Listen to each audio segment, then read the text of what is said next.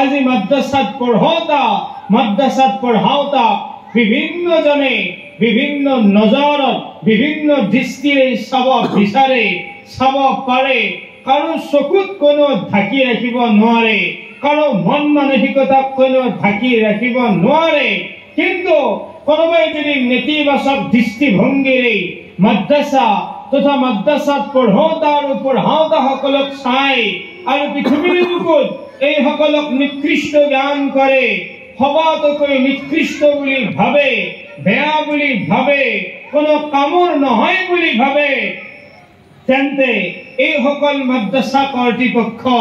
এই সকল তালিবে ইলম এই সকল মুদাররিসিনে কোনো পরোয়া করার প্রয়োজন নাই কোনো চিন্তা করার প্রয়োজন নাই কোন দুনিয়াবাসী আজি কইছে যে মাদ্রাসাত পঢ়াওতা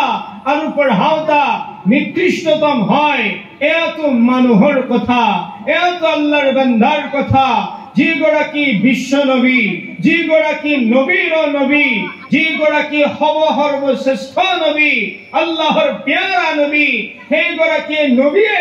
এই সকলৰ মুখত লাগাম দি আজিৰ পৰা প্ৰায় ১৫০০ বছৰ আগতে কৈ গল তোমালোকে ভাবিছাই সকল নিকৃষ্ট